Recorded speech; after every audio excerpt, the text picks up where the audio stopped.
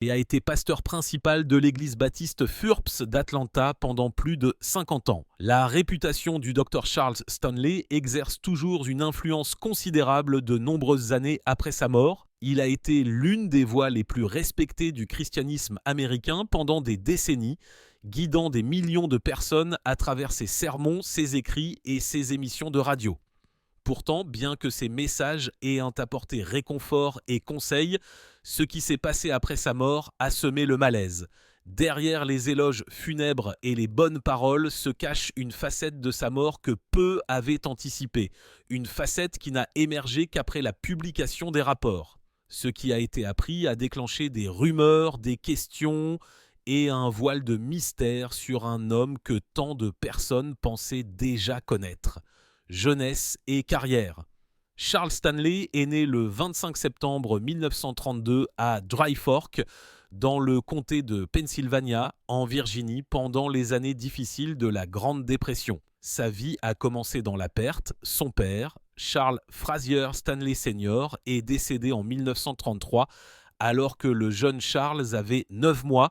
Sa mère, Rebecca Stanley, a eu la lourde tâche de l'élever seule jusqu'à ce qu'elle se remarie des années plus tard. Son deuxième mari, John Hall, était chauffeur de camion et ils ont eu une fille nommée Susie. La religion était profondément ancrée dans la famille de Stanley. Son grand-père, le révérend George Washington Stanley, était un prédicateur en Caroline du Nord et cet héritage religieux a laissé une impression indélébile sur lui. À l'âge de 12 ans, Charles a vécu une renaissance religieuse personnelle et est devenu chrétien. 2 ans plus tard, à l'âge de 14 ans, il a commencé à prêcher, lançant le chemin qui allait façonner le reste de sa vie. L'éducation a été une étape importante dans sa vie. En 1956, à seulement 23 ans, Stanley a obtenu un baccalauréat Ès Arts de l'université de Richmond. Il a ensuite poursuivi des études théologiques au Southwestern Baptist Theological Seminary de Fort Worth, au Texas, où il a obtenu une maîtrise en divinité. Par la suite, il s'est lancé dans des études encore plus poussées, obtenant une maîtrise en théologie et un doctorat en théologie du Luther Rice Seminary.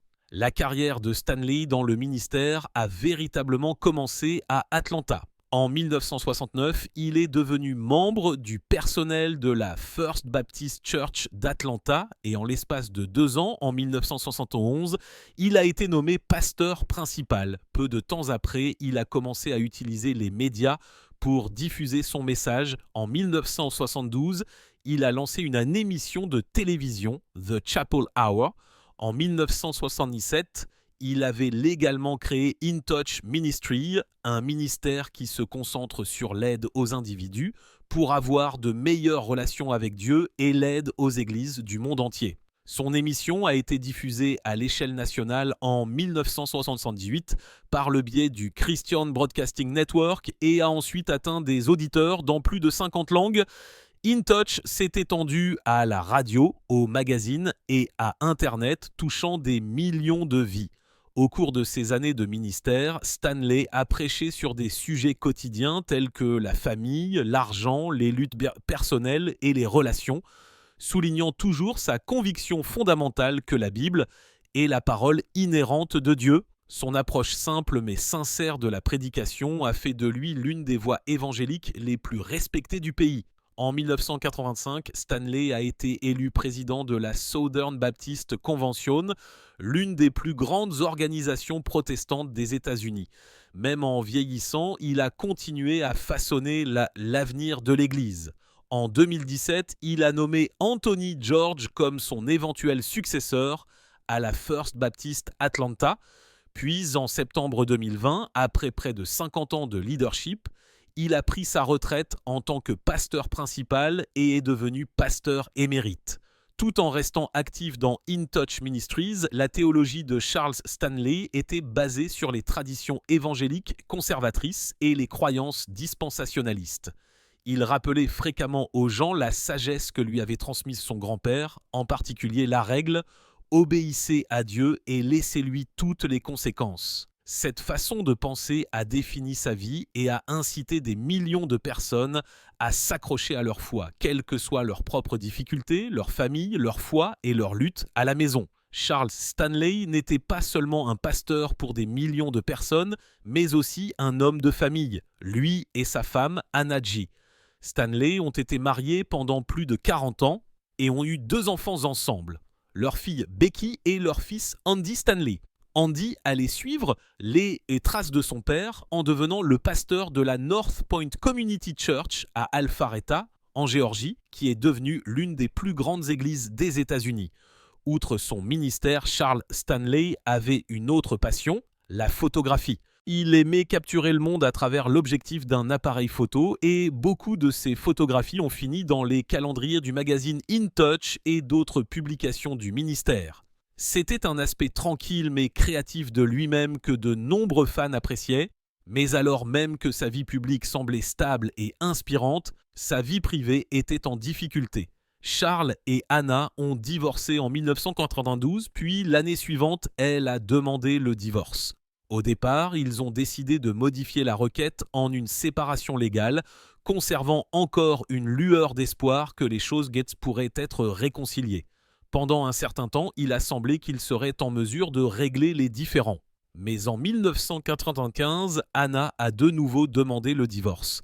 À ce moment-là, la station locale de Radio Moody d'Atlanta a même cessé de diffuser l'émission quotidienne de Stanley, estimant qu'une rupture permanente nuirait à son ministère. Le mariage a officiellement pris fin en 2000 lorsqu'un juge a signé les documents de divorce définitif.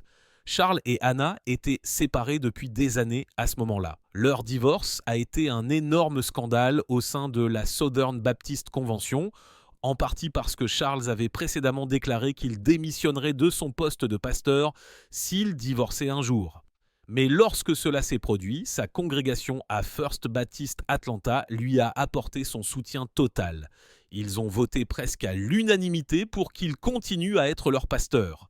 Les règlements de l'Église le protégeaient de leur choix, qui disait qu'il pouvait rester en poste tant qu'il ne se remariait pas. Ce chapitre de la vie de Stanley a montré le conflit entre les luttes personnelles et le ministère public.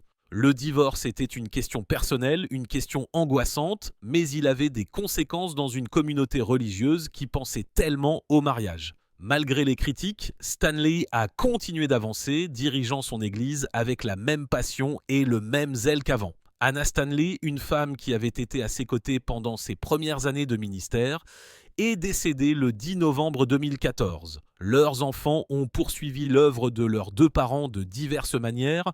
Andy, influençant particulièrement le ministère évangélique contemporain à part entière. En dehors de sa vie familiale, Charles fréquentait également des cercles influents. Il était un bon ami de Jerry Falwell, le fondateur de la Majorité morale, et a même siégé au conseil d'administration de l'organisation. Cette relation a démontré à quel point Stanley était bien considéré et de confiance par les plus grands chefs religieux américains de son époque. Les épreuves derrière la chair. Le propre chemin du docteur Charles Stanley n'a pas été sans son lot de troubles, en particulier au sein de la Southern Baptist Convention, SBC, et de sa propre congrégation. Au début des années 1981, la SBC était au milieu d'une amère résurgence conservatrice et Stanley était parmi ses porte-paroles les plus importants. Élu président de la SBC en 1984 et de nouveau en 1945, il a été le point central d'un mouvement qui cherchait à reprendre le contrôle des séminaires et des agences confessionnelles aux modérés et aux libéraux. Stanley a même admis que toutes les forces politiques libérales et modérées de la Southern Baptist Convention étaient contre lui, y compris les présidents des séminaires et les journaux des conventions d'État. Il pensait que son leadership était motivé par un plan supérieur et il n'a jamais reculé, même dans la tension. Mais il en était de même pour la politique à la First Baptist Church d'Atlanta. Au moment où il a pris la relève en tant que pasteur principal en 1971, l'Église était profondément divisée. Les membres du comité exécutif, mal à l'aise avec ses origines pentecôtistes et sa doctrine conservatrice, ont même distribué des tracts anti-Stanley aux membres de l'Église.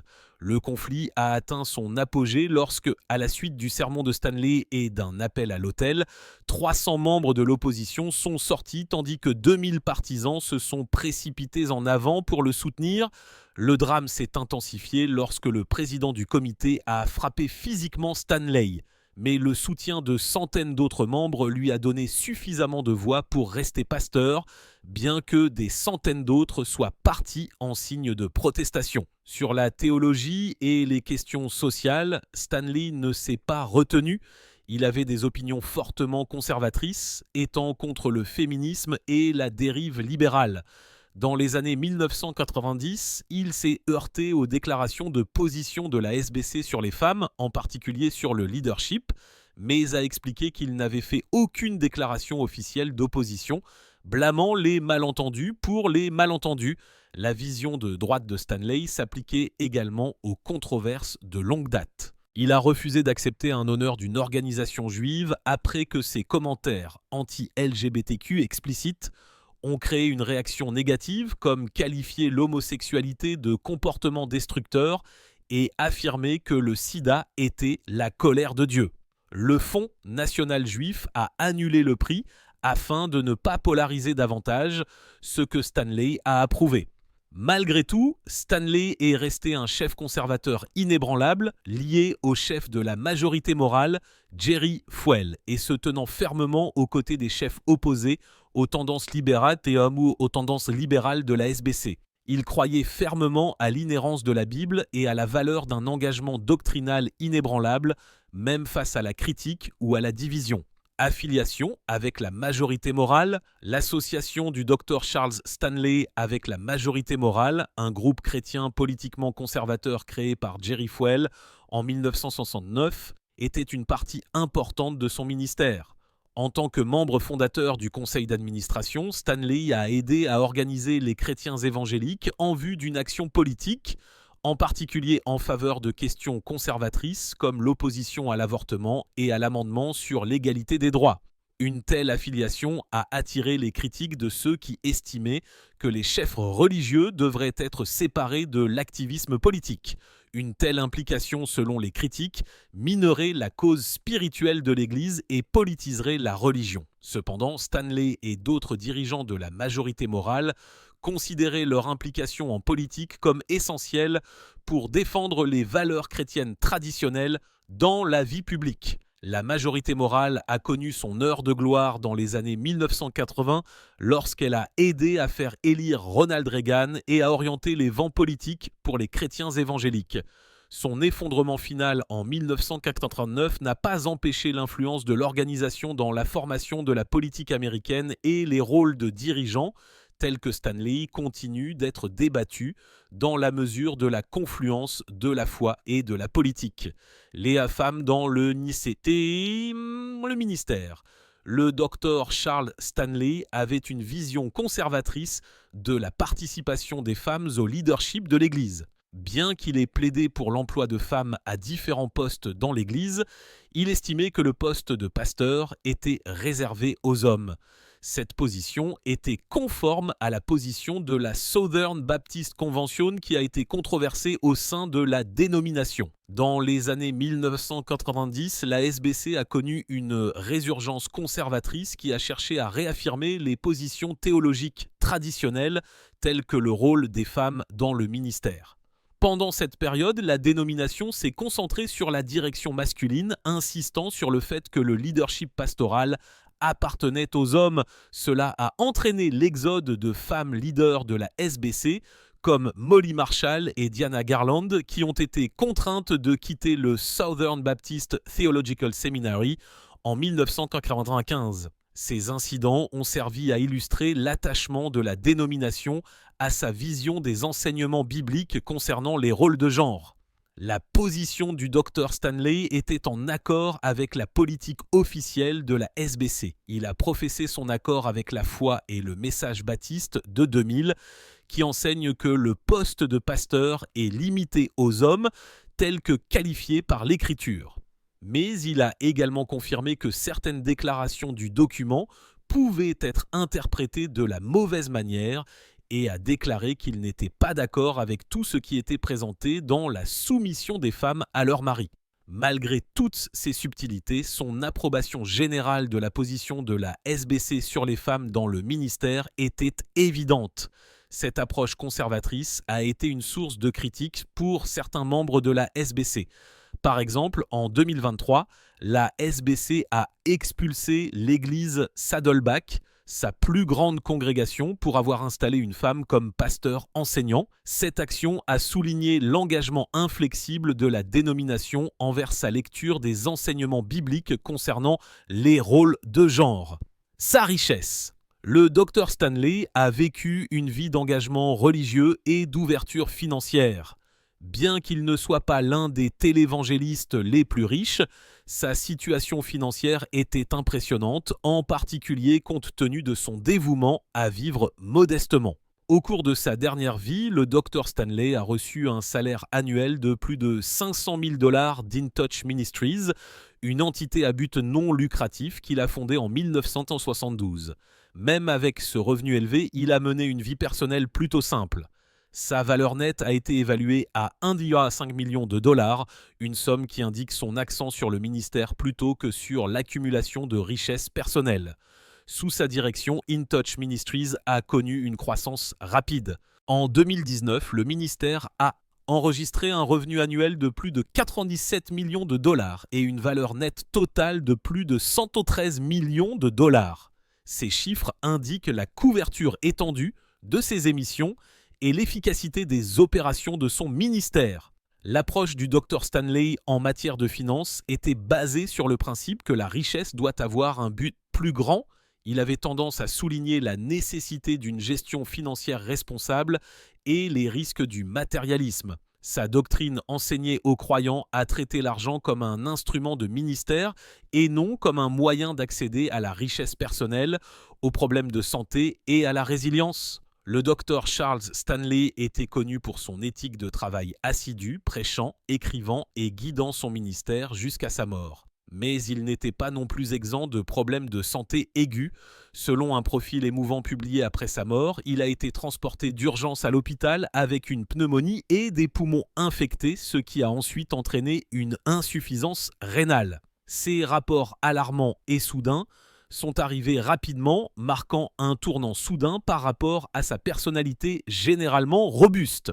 Avant cette dernière hospitalisation, même ceux qui l'entouraient ont reconnu que la maladie avait parfois perturbé son ministère public pendant plus de 3 ans. Il souffrait de crises si graves qu'il avait l'impression de mourir, nécessitant de l'aide pour se tenir debout. Pourtant, même dans ces moments-là, il continuait à écrire et écrivait aux autres, insistant pour être spirituellement actif, même s'il n'était pas en bonne santé physique. Dans toutes ces batailles contre la maladie, la force de Stanley a émergé. Il a continué à travailler sur ses sermons, à gérer son ministère et à entretenir sa correspondance personnelle jusqu'à ses derniers jours. Sa force n'était pas seulement physique, mais profondément spirituelle. Ce mélange, les revers de santé chroniques et le ministère inébranlable témoignent de la force de son engagement. Il n'y a pas eu beaucoup de déclarations publiques sur sa santé. Nous avons plutôt été témoins d'un homme qui luttait contre la douleur, s'accrochant à sa vocation. Ces arrêts de travail périodiques n'étaient pas la preuve d'une défaite, mais des moments de fragilité qui n'ont fait qu'amplifier son travail continu. Ces réalisations, la carrière du Dr Charles Stanley n'a pas seulement été définie par des décennies de ministère, mais aussi par de nombreux prix et reconnaissances qui témoignent de sa stature dans les communautés religieuses et médiatiques. L'un des premiers honneurs importants qu'il a reçus a été en 1988, lorsqu'il a été intronisé au temple de la renommée des radiodiffuseurs religieux nationaux. Cet honneur a reconnu ses efforts novateurs dans la radiodiffusion chrétienne ainsi que son dévouement à utiliser les médias pour entrer en contact avec les gens au nom de l'Évangile. Le fait de figurer sur ce rôle respecté indiquait que ses contemporains appréciaient l'influence de son ministère bien au-delà de l'église locale d'Atlanta. En 1989, l'année suivante, Stanley a été ordonné clergyman de l'année par l'héritage religieux de l'Amérique. Cette reconnaissance a honoré non seulement son leadership religieux, mais aussi sa position de personnalité publique qui a toujours défendu les valeurs chrétiennes dans la vie américaine. C'était une occasion qui a montré comment son ministère a touché d'autres communautés religieuses au-delà de sa dénomination dans tout le pays. En 1993, les radiodiffuseurs religieux nationaux ont de nouveau honoré le ministère de Stanley, cette fois en citant In Touch comme producteur de télévision de l'année. À ce moment-là, son émission de télévision avait déjà acquis une reconnaissance commune pour les chrétiens du monde entier. Présenter des sermons et des enseignements dans un format accessible à des millions de personnes. Le fait que Stanley ait été capable de combiner une compréhension spirituelle intense avec un sens aigu des médias l'a distingué comme un communicateur capable d'impliquer un public contemporain. En 1989, In Touch a franchi une autre étape importante en remportant le prix de l'émission de radio de l'année. C'était la preuve de la réussite multiplateforme du ministère, démontrant que le message de Stanley ne se limitait pas à la télévision, mais qu'il se propageait également par le biais des ondes radio. Cela a renforcé sa vision d'utiliser tous les outils disponibles pour diffuser efficacement l'évangile, que ce soit par écrit, à la radio ou à la télévision. Outre la radiodiffusion, les livres de Stanley lui ont également valu une reconnaissance. Thomas Nelson Publishing l'a récompensé en 2017 pour avoir vendu plus de 3,5 millions d'exemplaires de ses livres. Son succès a indiqué sa capacité à encourager les lecteurs grâce à des conseils pratiques et une perspicacité spirituelle. Ces livres, qui portent sur la foi, la prière et les principes de vie, ont aidé de nombreuses personnes à appliquer l'enseignement chrétien à leur vie quotidienne. Dans l'ensemble, ces prix et distinctions témoignent de l'ampleur de l'impact du Dr Stanley, qu'il s'agisse de radiodiffusion, d'écriture ou de pastorat. Il a eu un impact durable sur la communauté chrétienne mondiale. Son engagement à partager la foi, combiné à son travail de pionnier dans les médias, lui a valu non seulement le respect, mais aussi un héritage qui inspire les générations futures. Les dernières années, après plus de 5 décennies à la tête de sa congrégation, le Dr Charles Stanley a annoncé en septembre 2020 qu'il se retirait de son poste de pasteur principal de la First Baptist Church d'Atlanta et qu'il passait au rôle de pasteur émérite. Dans un message vidéo sincère partagé lors d'un service dominical, il a déclaré « Je suis très reconnaissant d'avoir servi comme votre pasteur pendant plus de 50 ans », ajoutant que bien qu'il ait beaucoup aimé occuper ce poste, je sais dans mon cœur que cette saison est arrivée à sa fin. Bien qu'il se retire, il a indiqué qu'il ne prenait pas sa retraite. Au lieu de cela, il allait concentrer son attention sur In Touch Ministry, la mission mondiale qu'il a fondée en 1977, en disant « Je continuerai à prêcher l'Évangile aussi longtemps que Dieu me le permettra ». Le passage de témoin faisait partie d'une succession planifiée. Anthony George, le pasteur associé depuis 2012, est devenu le nouveau pasteur principal. Anthony a rendu un humble hommage au Dr Stanley, le remerciant pour son courage durable et son leadership dévoué, et décrivant la vie de Stanley comme un héritage qu'il était honoré de poursuivre. Cette étape du ministère ne signalait pas simplement une fin, mais elle a été commémorée lors de la célébration du demi-siècle de service de Stanley. L'Église a organisé une célébration unique au cours de laquelle ses enfants, Andy Stanley, pasteur principal de North Point Community Church, et Becky, ont témoigné personnellement. Le gouverneur de Géorgie, Brian Kemp, a même présenté une proclamation honorant son influence exceptionnelle. Après la transition, Stanley a continué à s'engager auprès d'In Touch Ministries, partageant fréquemment des informations par le biais des médias numériques et conceptualisant des projets supplémentaires. Bien qu'il ne prenne pas sa retraite, il a réduit sa participation à la direction quotidienne de l'Église. Au lieu de cela, il a concentré l'énergie qu'il lui restait à enseigner et à encadrer par le biais de sa mission internationale.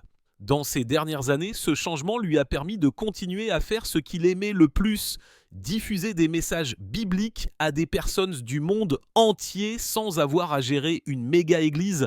Son enseignement est resté inchangé, faisant confiance à Dieu de tout son cœur, même lorsque les temps changent. Le tournant. Aux premières heures du 18 avril 2023, le monde a pleuré la perte de l'un des chefs spirituels les plus respectés au monde. Le Dr Charles Stanley, le pasteur émérite emblématique de la First Baptist Church d'Atlanta et fondateur d'InTouch Ministries, est décédé paisiblement à son domicile d'Atlanta à l'âge de 90 ans. Son décès a mis fin à une vie de ministère véritablement remarquable de 65 ans. Une vie consacrée à proclamer la foi et à guider des millions de personnes à travers le monde. La nouvelle de sa mort s'est répandue rapidement et des hommages ont afflué du monde entier. Les chefs chrétiens, les membres de l'Église et les disciples ont pleuré sa mort, se souvenant de son dévouement inébranlable à porter l'Évangile à tous. Beaucoup ont souligné la place spéciale qu'il occupait dans la radiodiffusion chrétienne. Le Christian Post l'a décrit comme un pionnier du ministère de l'Évangile, observant qu'il a utilisé les médias pour toucher des vies bien au-delà des limites de son Église. Son influence a également été reconnue par les dirigeants de la Southern Baptist Convention, les anciens et actuels présidents de l'organisation ayant publié des hommages louant son engagement, sa perspicacité et son influence sur la communauté de la foi. Il y a eu quelques spéculations et de la curiosité dans les jours qui ont suivi sa mort quant à ce qui aurait pu le conduire à la mort. Le rapport d'autopsie officiel n'a pas été publié immédiatement et aucune conclusion médicale détaillée n'a été divulguée au moment de son décès. On a dit que le docteur Stanley était décédé paisiblement pendant son sommeil sans qu'il y ait eu de rapport faisant état d'une longue maladie ou d'une hospitalisation. Les membres de sa famille, tels que son fils Andy Stanley, qui est le président de North Point Ministries, ont laissé des messages en larmes témoignant de la tristesse et de l'appréciation de sa vie. Ils ont souligné sa foi inébranlable et son engagement de longue date à éduquer les gens sur Jésus-Christ. Les chefs de son Église et les ministres du monde entier ont également exprimé leurs condoléances, racontant des anecdotes personnelles sur la façon dont les sermons, les enseignements et les écrits du Dr Stanley avaient influencé leur ministère et eu un impact sur leur vie. Les médias ont participé à sa célébration de la vie, rapportant des nécrologies qui racontaient l'histoire de sa transition d'un garçon timide à Dry Fork, en Virginie, à un évangéliste international. Des publications telles que Christianity Today et Associated Press ont souligné ses efforts novateurs avec InTouch Ministries et ont salué son dévouement à partager le message de l'Évangile avec un public aussi large que possible en utilisant la radio, la télévision et les médias en ligne pour partager ses enseignements dans le monde entier. La mort du Dr Charles Stanley a vraiment marqué la fin d'une ère dans le ministère évangélique. Bien qu'une grande partie de ce qui s'est passé dans ces derniers jours soit resté confidentiel, son héritage perdure à travers les innombrables personnes qu'il a touchées, les leçons qu'il a écrites et les ministères qu'il a aidés à établir. Alors que le monde pleure sa disparition, il se réjouit également d'une vie bien vécue, une vie pleinement engagée dans la foi, dans le service et dans la conduite des autres vers Dieu.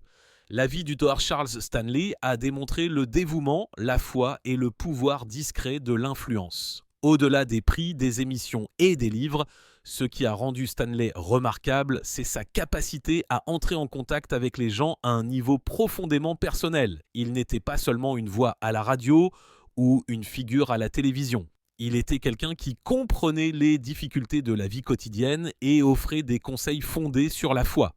Ses enseignements encourageaient souvent les auditeurs et les lecteurs à aborder la vie avec courage, discipline et confiance en Dieu, et ce message a trouvé un écho à travers les générations.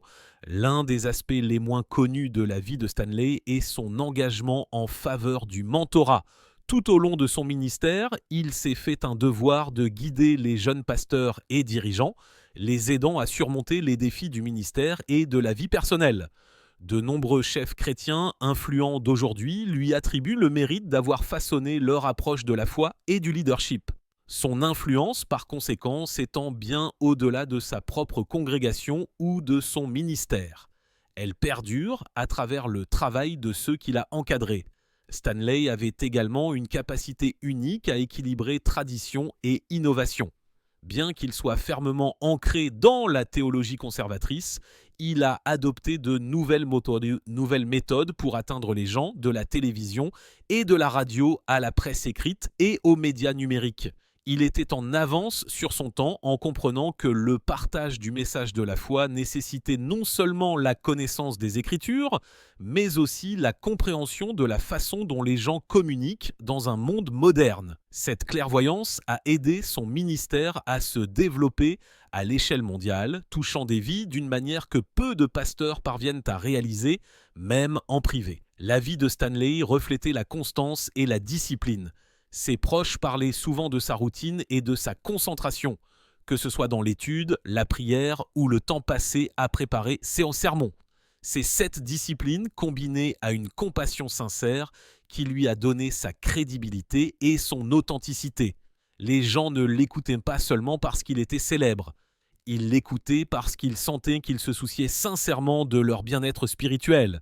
En fin de compte, l'héritage du Dr Charles Stanley est celui d'une influence durable. Il a montré que le leadership n'est pas une question de gloire personnelle, mais de service, d'humilité et de persévérance. Sa vie nous rappelle que faire une différence, c'est souvent faire de petits efforts constants qui créent sur la confiance, inspirent d'atteindre les autres et créent un changement durable. Bien qu'il ne soit plus parmi nous, les principes selon lesquels il a vécu et les leçons qu'il a enseignées continuent d'inspirer d'innombrables personnes à vivre avec foi, courage et détermination. Et voilà un aperçu de la vie et de l'héritage incroyable du Dr Charles Stanley. De ses débuts en Virginie à son rôle de voix mondiale de la foi, son histoire montre le pouvoir du dévouement, de la croyance et du service. Si vous avez trouvé cette vidéo instructive, inspirante, ou si vous voulez simplement en savoir plus sur des personnalités influentes comme le Dr Stanley, n'oubliez pas de cliquer sur le bouton j'aime et n'oubliez pas de vous abonner à notre chaîne et d'activer les notifications pour ne jamais manquer une histoire qui compte. Merci d'avoir regardé et nous vous verrons dans la prochaine vidéo.